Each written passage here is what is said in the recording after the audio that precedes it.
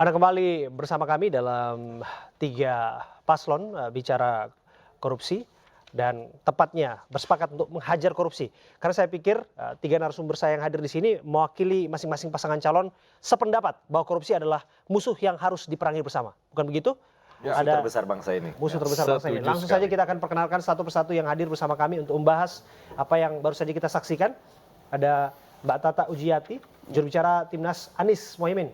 Selamat malam, Mbak Tata. Selamat malam. Ada Mas Dede Prayudi, jubir TKN Prabowo Gibran. Selamat malam, Mas Dede. Selamat malam, terima kasih sudah diundang. Dan ada the one and only, Mas Tama Langkun, jubir TPN Ganjar Mahfud. Selamat malam, Mas Tama. Selamat malam, Bang Abe dan rekan-rekan. Kayaknya kita harus bersepakat memberikan kesempatan bicara untuk Mas Tama pertama kali. Bukan karena dia ada di kubu Pak Ganjar Mahfud, tapi karena dia aktivis anti korupsi dulu. Oh, siap balik ya. Tiga dulu baru kedua satu gitu ya. Bisa nanti diatur. Tapi saya ke Mas Tama. Mas Tama, saya senang sih bahwa hari ini endingnya kalau kita lihat tadi ya, Pak Prabowo dan Pak Anies salaman. Artinya itu menandakan gestur sependapat. Ya. Karena terakhir dalam debat ketiga, endingnya nggak salaman. Ya. Tadi bahkan sempat ada yang liput juga bahwa ketika hadir di gedung KPK, keduanya nggak salaman. Gitu. Tapi lepas dari salaman ataupun tidak, saya menyoroti apa yang disampaikan oleh Pak Ganjar mengenai aktor dan kepastian hukum. Mungkin Anda bisa elaborasi soal ini. Iya, Bang Abe terkait dengan hal tersebut kan sebetulnya menjadi salah satu yang disasar juga untuk diberantas. Jadi kalau kita bicara soal visi misi Ganjar Mahfud, itu dia meletakkan pemberantasan korupsi sebagai pondasi yang kemudian dia akan menyokong semua program-program yang dikerjakan. Nah, bicara soal pemberantasan korupsi, itu ada banyak sekali juga yang memang menjadi pekerjaan rumah yang harus diselesaikan.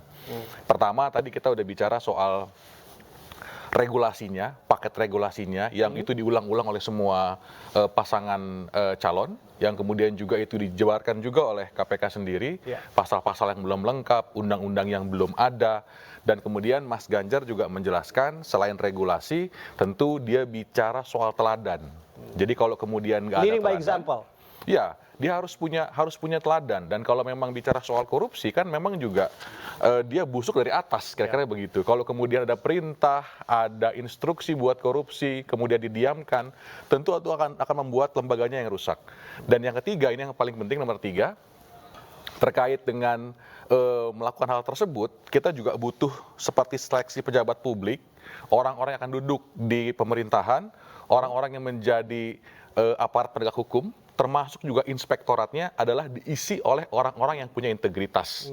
Jadi memang itu yang kemudian menjadi hal yang didorong oleh pasangan Ganjar Mahfud. Jadi kami juga dukung itu, harapannya ini juga menjawab seperti yang tadi disampaikan, yang kita dengarkan juga dari KPK, yang saya juga menilai kok setengah curhat gitu ya. Melihat kondisi situasi di KPK seperti apa, ada yang kemudian banyak kena pelanggaran etik, sampai ada yang mengundurkan diri dan lain sebagainya. Itu kan juga membuktikan bahwa seleksi pejabat publik atau orang-orang atau aktor-aktor itu penting untuk dipilih yang punya integritas, sehingga tidak menyandera kelembagaan tersebut. Oke, saya geser ke Mbak Tata. Mbak Tata, apa yang disampaikan oleh Pak Anies ini menarik, karena saya menilai ya, Pak Anies hari ini menggunakan jurus selepet imin.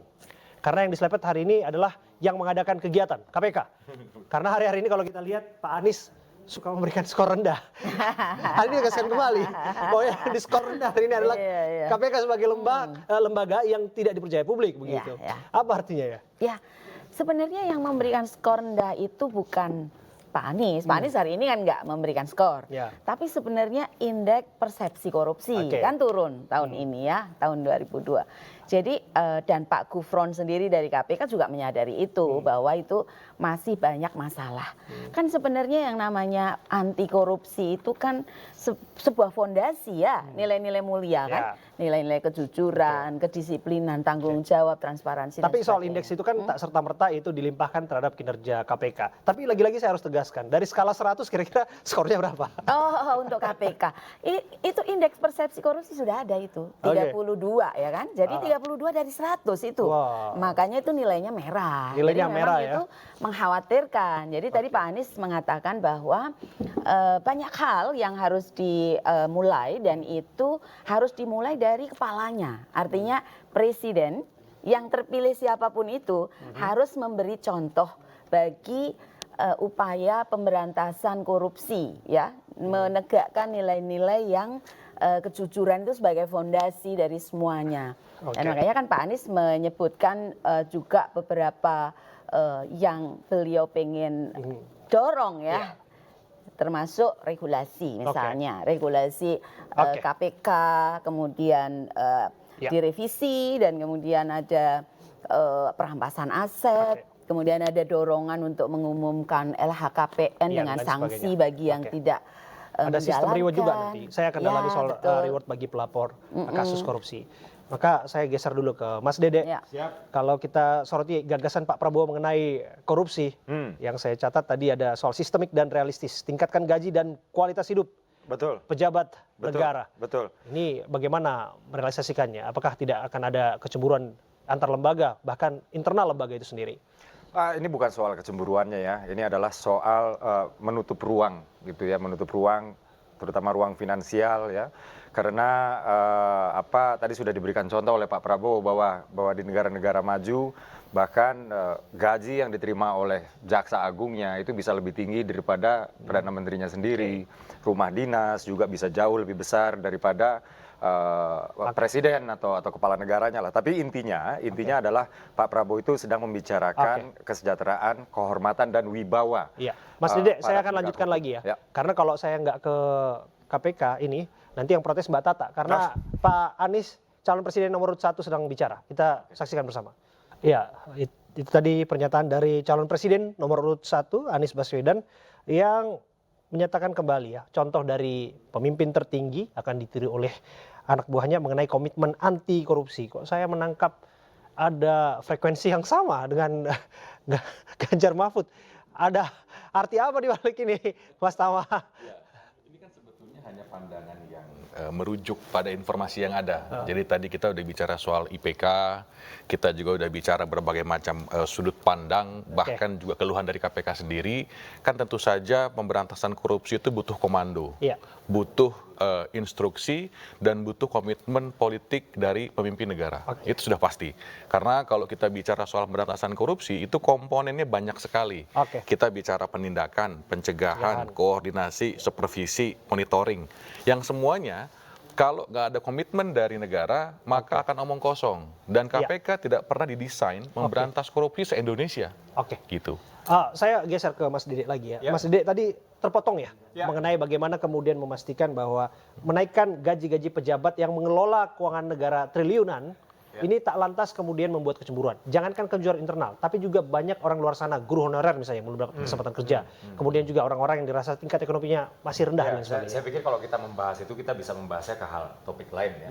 Artinya kita membahas gaji guru honorer itu nanti topiknya lain. Tapi yang jelas kayak begini, mereka-mereka yang berada di, yang menjadi penegak hukum ini, mereka-mereka terutama yang kasusnya adalah kasus tipikor ya, itu adalah mereka-mereka yang berhadapan atau sedang menghakimi atau sedang mendakwa orang-orang yang kekayaannya itu bisa jauh lebih tinggi daripada mereka. High risk, high temptation. Betul sekali, betul sekali. Dan itulah dia tadi, ada yang sistemik, ada yang realistis, ada yang realis gitu. Nah, ketika kita berbicara realis misalnya ya, ada penegak hukum yang katakanlah misalnya ya, anaknya itu untuk kuliah aja harus negeri karena kalau swasta kemahalan gitu. Sementara orang-orang yang sedang ditangani dalam kasus korupsi tersebut anaknya pada kuliah di luar negeri. Misalnya seperti itu ya.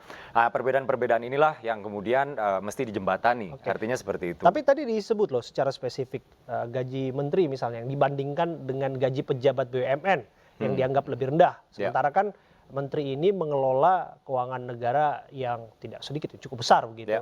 Mas Dede, bagaimana Anda menilainya?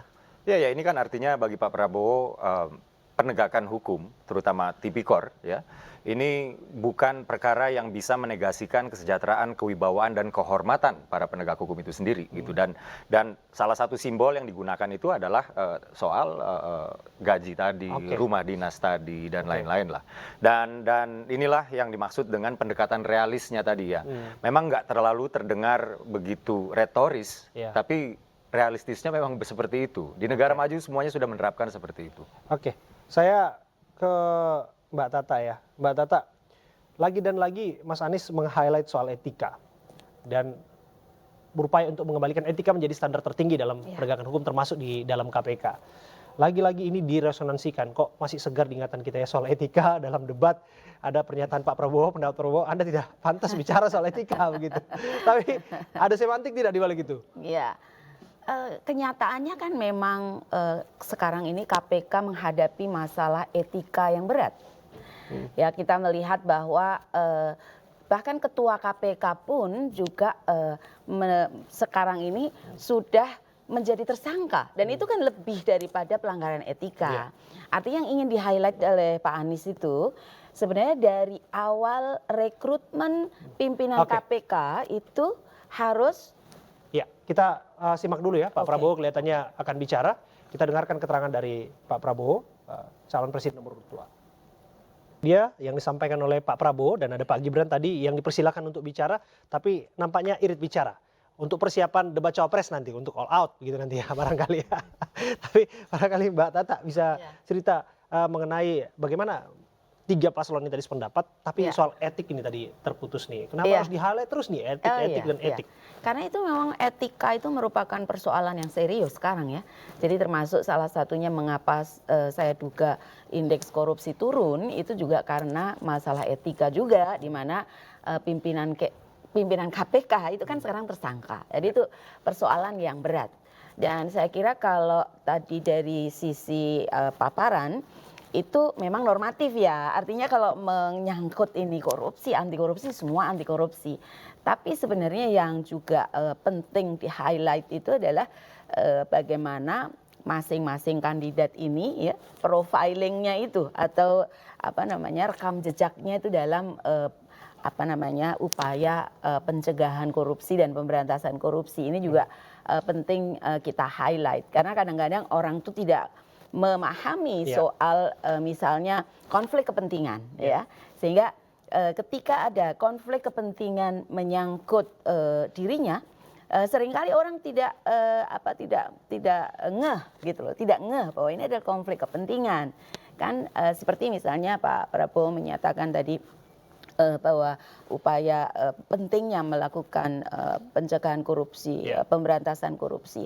Tetapi kan ketika waktu itu di dalam debat terakhir beliau ditanya soal bagaimana penganggaran di Kementerian Pertahanan ya, dan kemudian beliau tidak mau membuka gitu loh, mengapa ada pembelian alutsista bekas di tapi situ. Ada alasan yang disampaikan di sana soal rahasia, kemudian juga soal waktu yang terbatas. Tapi nanti saya akan kasih ke Mas Dede untuk menjabarkannya.